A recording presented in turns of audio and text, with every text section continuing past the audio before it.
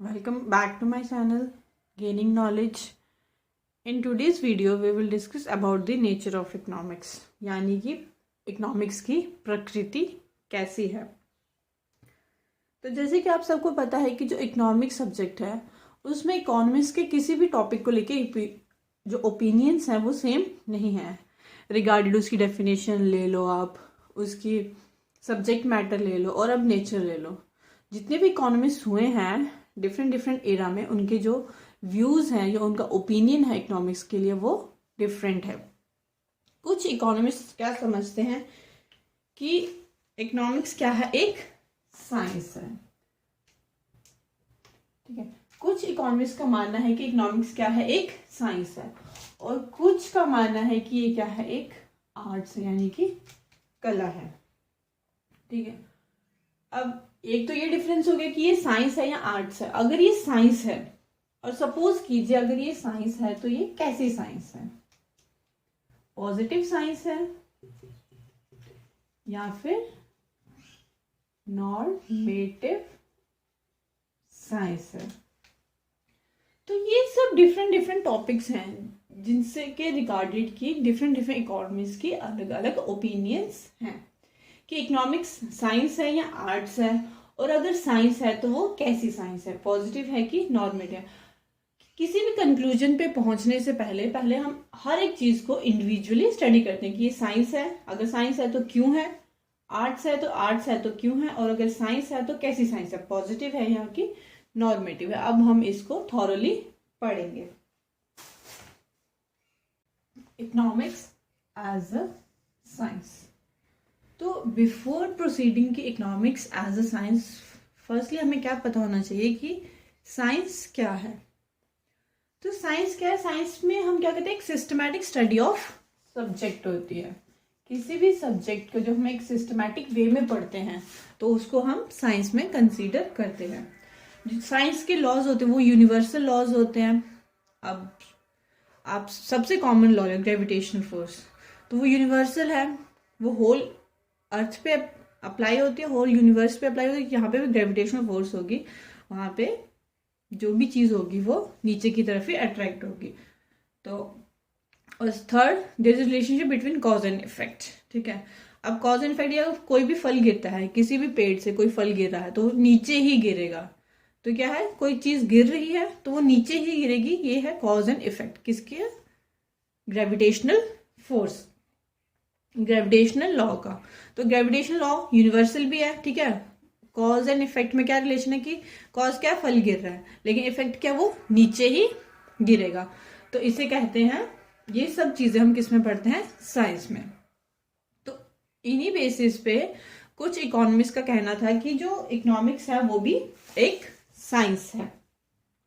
अब जैसे professor Robins को ले लो, उन्होंने कहा था कि जो इकोनॉमिक्स है वो भी बाकी साइंसेस जैसे फिजिक्स होगी, केमिस्ट्री होगी, उनकी तरह ही उसमें भी हम सब्जेक्ट को एक सिस्टमैटिक वे में पढ़ते हैं। ह्यूमन बिहेवियर को पढ़ते हैं लेकिन एक सिस्टमैटिक वे में पढ़ते हैं। अब आप उसके जो लॉज हैं वो भी यूनिवर्सल लॉज हैं।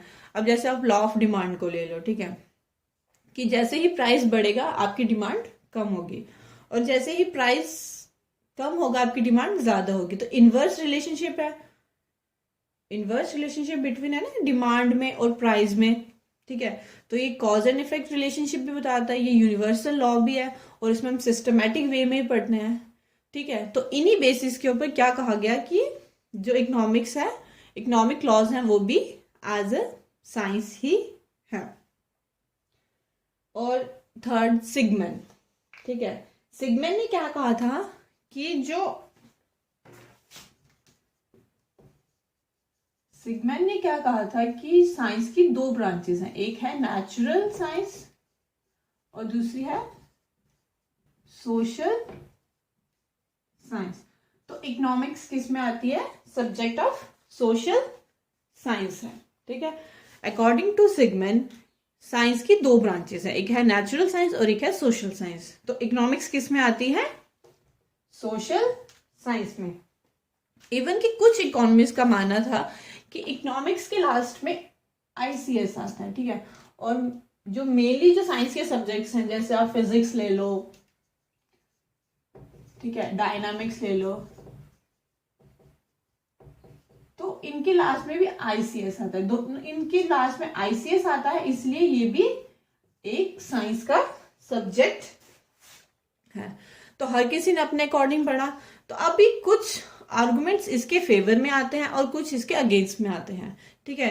तो जो arguments in favour of science, economics as a science, वो क्या है, सिस्टमैटिक स्टडी, ठीक है। तो इकोनॉमिक्स में भी हम एक सिस्टमैटिक वे में ही किसी भी टॉपिक को स्टडी करते हैं। पहले उसमें डाटा कलेक्शन किया जाता है, फिर उसको क्लासिफाई किया जाता है, फिर उसका एनालिसिस किया जाता है, फिर ही कोई भी प्रिडिक्शन किया जाता है। तो इस हिसाब से जो इकोनॉमिक्स है वो क्या है, एक साइंस है, क्योंकि इसमें हम किसी भी सब्जेक्ट को सिस्टमैटिक वे में पढ़ते हैं, ठीक है। साइंटिफिक लॉज हैं। अब लॉ ऑफ डिमांड को ही ले लो कि प्राइस बढ़ेगा तो डिमांड कम होगी, क्वांटिटी डिमांडेड कम होगी, और जैसे ही प्राइस कम होगा क्वांटिटी डिमांडेड बढ़ जाएगी। तो एक साइंटिफिक लॉ है, क्योंकि ये रिलेशन, एक कॉज एंड इफेक्ट के बीच में एक रिलेशन इस्टेब्लिश कर रहा है, तो इसलिए इसके लॉज क्या है, साइंटिफिक है।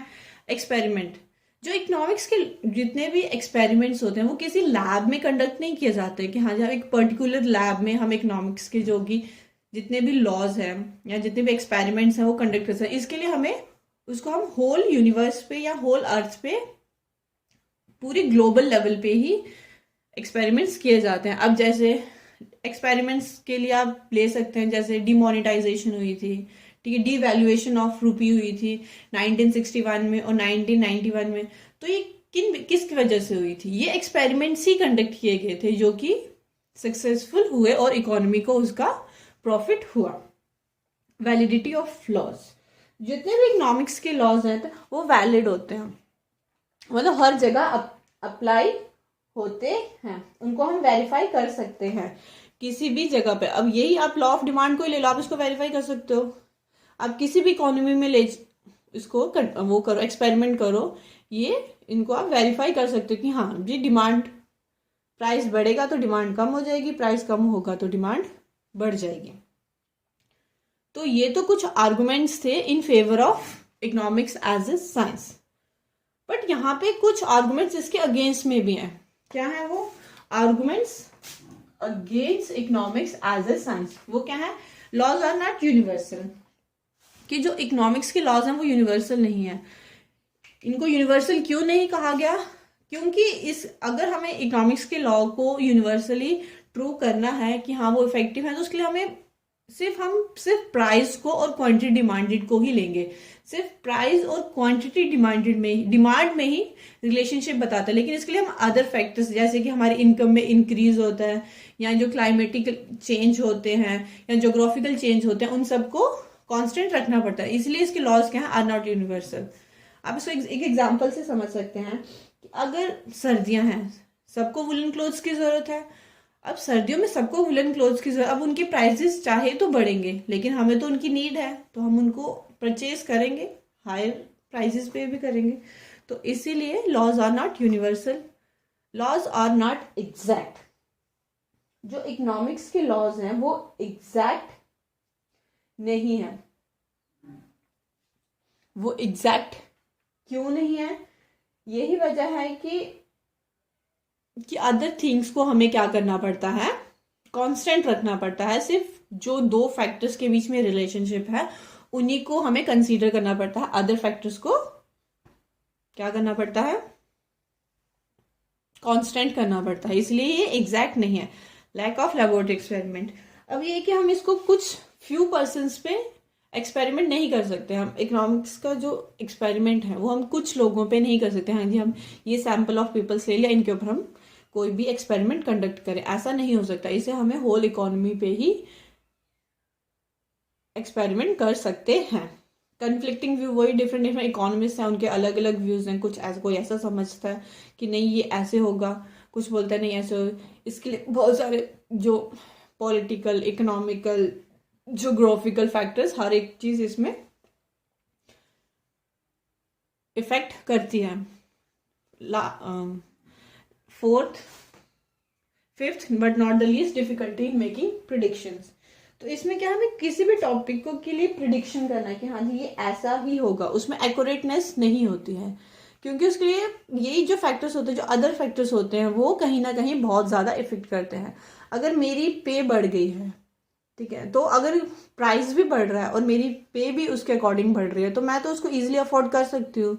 तो मेरी डिमांड तो में तो कोई भी ना वो कम होगी ना वो ज़्यादा होगी। तो इसलिए ये कुछ फैक्टर्स हैं जो कि प्रिडिक्शन, किसी भी चीज़ की जो प्रिडिक्शन हम करते हैं उसमें डिफ़िकल्टीज लाते हैं, उनको हम प्रिडिक्ट नहीं कर पाते हैं, क्योंकि बहुत सारे फैक्टर्स हैं जो इसको इफेक्ट करते हैं। तो इन द लास्ट हम यही कह सकते हैं, जो इकोनॉमिक्स है, इन सब का कंक्लूजन, इन सब का कंक्लूजन क्या निकलता है कि इकोनॉमिक्स क्या है, ये प्योर साइंस, ये प्योर साइंस नहीं है, ये क्या है, एक सोशल साइंस है। ठीक है, कंक्लूजन में क्या निकलता है कि इकोनॉमिक्स क्या है, प्योर साइंस नहीं, ये क्या है, एक सोशल साइंस है जो कि ह्यूमन बिहेवियर को स्टडी करती है, जो कि हम, जिसमें कि हम अलग अलग डिफरेंट जितनी हमारी इकोनॉमिक प्रॉब्लम्स होती हैं, इकोनॉमिक पॉलिसीज वगैरह होती हैं, जिनको भी हम अप्लाई करते हैं अपनी इकोनॉमी में ताकि हमारी इकोनॉमी ग्रोथ करे, उसकी डेवलपमेंट हो, तो ये सब चीज़ें इंक्लूड होती है। इसलिए हम ये नहीं कह सकते कि ये साइंस नहीं है, ये साइंस है, बट कौन सी साइंस है, सोशल साइंस है, जिसमें कि हम ह्यूमन बिहेवियर को स्टडी करते हैं। After economics as a science, let's talk about whether it is a positive science or a normative science. तो जो पॉजिटिव साइंस होती है, इट डील्स विद द, तो जो पॉजिटिव साइंस होती है, it deals with the what is the problem and what was the problem and what will be, मतलब क्या है, क्या था या क्या होगा। ठीक है, जबकि जो नॉर्मेटिव साइंस है, जो नॉर्मेटिव साइंस है, वो किसकी बात है, व्हाट ऑट टू बी, क्या हो सकता है, क्या हुआ होगा या क्या हो रहा है, हो रहा होगा, मतलब वो इमेजिनेटिव है। जो नॉर्मेटिव साइंस है वो क्या है, एक इमेजिनेटिव है, जबकि जो पॉजिटिव साइंस है वो एक्चुअल जो प्रॉब्लम है उससे डील करती है। जो नॉर्मेटिव साइंस है वो किसकी बात करती है कि क्या हो सकता है, मतलब जो प्रॉब्लम अभी आई नहीं है लेकिन वो उसकी इमेजिनेशंस में है कि हाँ ये हो सकता है, ये हो रहा है, तो इससे ये हो सकता है। तो जो पॉजिटिव साइंस है ये फैक्ट्स की बात करती है, नॉर्मेटिव जो साइंस है वो फैक्ट्स की बात नहीं करती है। जो पॉजिटिव साइंस है वो लॉजिक, उसमें हर बात के लिए लॉजिक है, क्योंकि उनके पास एक्चुअल प्रॉब्लम्स है और उनको उन एक्चुअल प्रॉब्लम्स का सोल्यूशन ढूंढना है। जबकि नॉर्मेटिव साइंस में एक्चुअल प्रॉब्लम नहीं है, वो सिर्फ एक इमेजिनेटिव है, तो इसलिए उसमें हम लॉजिक की उम्मीद नहीं कर सकते कि हाँ जो नॉर्मेटिव साइंस है वो हमें लॉजिकफुल कोई सोल्यूशन देगी। और जो पॉजिटिव साइंस है ये मोर यूनिफॉर्मिटी होती है, यूनिफॉर्मिटी क्योंकि इनके पास पर्टिकुलर प्रॉब्लम है और उनको उस पर्टिकुलर प्रॉब्लम का ही सोल्यूशन ढूंढना है। जबकि जो नॉर्मेटिव साइंस है उनके पास सिर्फ एक इमेजिनेटिव प्रॉब्लम है, तो वो उसका एक यूनिफॉर्मिटी, मतलब एक यूनिफॉर्म एक पर्टिकुलर वे में उसको सोल्यूशन नहीं कर सकते हैं, सॉल्व नहीं कर सकते हैं। जो पॉजिटिव साइंस है उसमें आप सजेशंस नहीं दे सकते, जबकि नॉर्मेटिव साइंस में चलते ही सजेशंस हैं कि हाँ हम ऐसा कर लेते हैं तो इससे हमें ये फ्यूचर में प्रॉफिट होगा या फिर अभी प्रॉफिट होगा, बट रियलिटी में क्या होगा वो हमें नहीं पता है। पॉजिटिव साइंस में रियलिटी है, इसलिए उसमें सजेस्टिव कुछ नहीं हो सकता कि हाँ क्योंकि हमारे पास प्रॉब्लम है तो हमें उसी को सोल्यूशन ढूंढना है। अब फॉर एग्जांपल ले लो कि जो पॉजिटिव साइंस है वो क्या कहती है कि जो इंडिया में जो प्राइस लेवल है वो क्या हो रहा है, इंक्रीज हो रहा है। ठीक है, जो प्राइस लेवल है वो क्या होता है, प्राइस लेवल जो है वो बढ़ता जा रहा है। तो नॉर्मेटिव साइंस इसी एग्जाम्पल को किस हिसाब से वो बोलेंगे कि प्राइस बढ़, तो कि जो गवर्नमेंट शुड टेक, मतलब गवर्नमेंट स्टेप्स लेगी, अब वो लेगी या नहीं लेगी अब कि हाँ गवर्नमेंट इन फ्यूचर मतलब कुछ पर्टिकुलर स्टेप्स लेगी ताकि वो प्राइस लेवल को कंट्रोल कर सके। सजेशन है कि हाँ लेगी, हाँ प्राइस लेवल बढ़ रहा है, हमारे पास एक पर्टिकुलर प्रॉब्लम है, लेकिन जो नॉर्मेटिव साइंस है कि हाँ जी गवर्नमेंट इन फ्यूचर कभी इससे रिलेटेड स्टेप्स लेगी। अनदर एग्जाम्पल आप ले लो कि जो कंट्री में अनएम्प्लॉयमेंट लेवल ज़्यादा बढ़ रहा है, एम्प्लॉयमेंट लेवल कम, तो इसमें भी ये जो नॉर्मेटिव साइंस है वो बोलती है कि हाँ गवर्नमेंट स्टेप्स लेगी ताकि जो एम्प्लॉयमेंट जनरेशन हो और अनएम्प्लॉयड लोगों को एम्प्लॉयमेंट मिले। तो ये सब है एक पर्टिकुलर डिफरेंसेस है ये पॉजिटिव साइंस में और नॉर्मेटिव साइंस में। जो पॉजिटिव साइंस है वो सजेशंस नहीं देती है, वो न्यूट्रल रहती है क्योंकि उनके पास एक्चुअल प्रॉब्लम होती है। जो नॉर्मेटिव साइंस है वो सजेशंस देती है क्योंकि वो इमेजिनेशंस के ऊपर बिलीव करती है। ठीक है, अब जैसे कंट्री में जो ग्रोथ जो जीडीपी रेट है वो डिक्रीज हुआ है, तो वो भी कहेंगे कि हाँ गवर्नमेंट स्टेप्स लेगी ताकि वो इंक्रीज हो। तो ये सब इमेजिनेटिव है या फिर सजेस्टिव है, एक आइडियल्स हैं जो आइडियाज हैं जो वो प्रोवाइड करती है नॉर्मेटिव साइंस, जबकि जो पॉजिटिव साइंस है वो ऐसा कुछ भी नहीं करती, वो एग्जैक्ट सोल्यूशन देती है। तो इसलिए हम ये कहेंगे कि जो साइंस है, जो इकोनॉमिक्स है, वो कुछ हद तक पॉजिटिव साइंस है, कुछ हद तक नॉर्मेटिव साइंस है। पॉजिटिव साइंस वो इसलिए है क्योंकि वो एक्चुअल प्रॉब्लम से डील करती है, और नॉर्मेटिव साइंस इसलिए क्योंकि कुछ प्रॉब्लम्स हैं उनके लिए वो अभी प्लानिंग करेंगे ताकि वो फ्यूचर में वो प्रॉब्लम्स क्रिएट ना हो। तो ये बोथ है, पॉजिटिव भी है और नॉर्मेटिव भी है।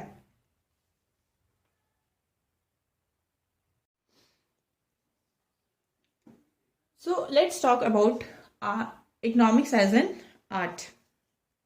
तो इकोनॉमिक्स एज एन आर्ट में हमें सबसे पहले ये पता होना चाहिए कि आर्ट है क्या। तो आर्ट क्या होती है? Art is the practical application of knowledge for achieving definite goals.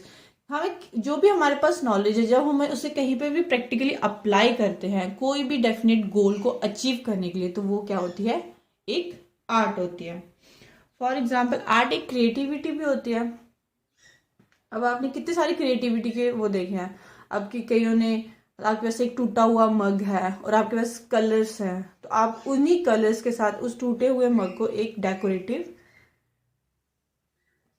Decorative item बना सकते हो। तो जो आप उसको एक डेकोरेटिव आइटम बनाओगे, अपनी नॉलेज को उस पर अप्लाई करोगे, तो दैट इज एन आर्ट। ठीक है, तो इसको लेके भी काफी सारी कंट्रोवर्सीज आई थी। वो इसीलिए आई थी क्योंकि कुछ इकोनॉमिस्ट जैसे कि रॉबिन्स हो गए, वॉलरस हो गए, कॉर्नट हो गए, इनका मानना था कि जो इकोनॉमिक्स है ये आर्ट नहीं है। जबकि कुछ इकोनॉमिस्ट जैसे कि मार्शल हो गए, पेग्यू हो गए, इन सब का मानना था कि इकोनॉमिक्स क्या है? एक आर्ट भी है। तो आर्ट क्या होती है? Art is the action with purpose. ये डेफिनेशन है जे बी मेहता की। उन्होंने कहा था art is the action with purpose. जब हम कोई भी काम करते हैं किसी पर्पसफुली, तो वो क्या होता है? एक आर्ट होती है। तो इकोनॉमिक्स आर्ट्स क्यों है? उसके भी बहुत सारे रीजंस हैं, जैसे कि सबसे सोल्यूशन ऑफ द प्रॉब्लम। अब किसी भी प्रॉब्लम का सोल्यूशन ढूंढने के लिए हमारे पास प्रॉब्लम भी है, ठीक है, हमारे पास उसके लिए प्लानिंग्स भी है, लेकिन हम उसको जब तक अप्लाई नहीं करेंगे तो हमें प्रॉब्लम का सोल्यूशन नहीं मिलेगा। तो इसीलिए किसी भी प्रॉब्लम को सॉल्व करने के लिए उसको हमें उस पर अप्लाई, उसको हम प्रैक्टिकली अप्लाई करना पड़ता है। कोई भी प्लानिंग हो, इकोनॉमिक प्लानिंग होगी, इकोनॉमिक पॉलिसी होगी, जो भी हम अप्लाई करते हैं उस इकोनॉमिक प्रॉब्लम के सोल्यूशन के लिए, तो इसीलिए इकोनॉमिक्स एक आर्ट भी है।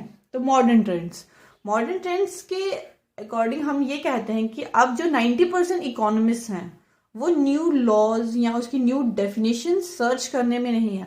उनका ज्यादा ध्यान किसमें? जितनी भी हमारी इकोनॉमिक प्रॉब्लम्स हैं, जैसे कि राइज इन प्राइस, डेप्रिसिएशन, फिर अनएम्प्लॉयमेंट और economic development, economic growth of the any country और एट अ ग्लोबल लेवल, तो सब उसी की तरफ ध्यान है कि हम किस तरह से इन सब प्रॉब्लम्स को एक सोल्यूशन ढूंढे। वो सब उन प्रॉब्लम्स का सोल्यूशन ढूंढने में ही लगे हैं। तो इसलिए ये एक आर्ट भी है, क्योंकि ये सब जितने भी मॉडर्न इकोनॉमिस्ट हैं वो सब जितनी भी उनके पास नॉलेज है इकोनॉमिक्स की, वो सब उन सबको प्रैक्टिकली अप्लाई कर रहे हैं ताकि वो इन सब प्रॉब्लम से सोल्यूशन ढूंढ सकें और इनको फुल एम्प्लॉयमेंट ला सकें, इकोनॉमिक ग्रोथ हो सके, इकोनॉमिक डेवलपमेंट हो सके किसी भी नेशन की या फिर एट अ ग्लोबल लेवल।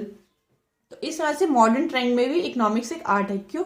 क्योंकि अब जितने भी इकोनॉमिस्ट हैं 90% इकोनॉमिस्ट क्या कर रहे हैं, जितनी भी हमारी इकोनॉमिक लॉज हैं या इकोनॉमिक प्लानिंग्स हैं या पॉलिसीज हैं उनको अप्लाई कर रहे हैं। कहाँ पे?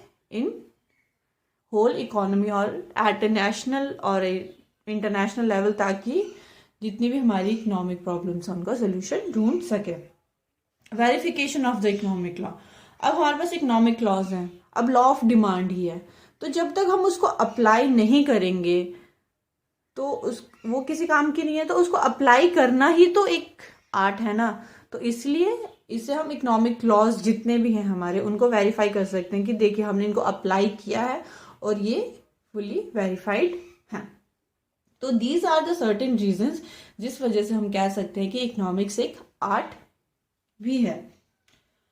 अब लास्ट में अब हमने ये भी जान लिया कि इकोनॉमिक्स एज ए साइंस देख लिया, इकोनॉमिक्स एज ए पॉजिटिव और नॉर्मेटिव साइंस भी देख लिया, इकोनॉमिक्स एज एन आर्ट भी लिया।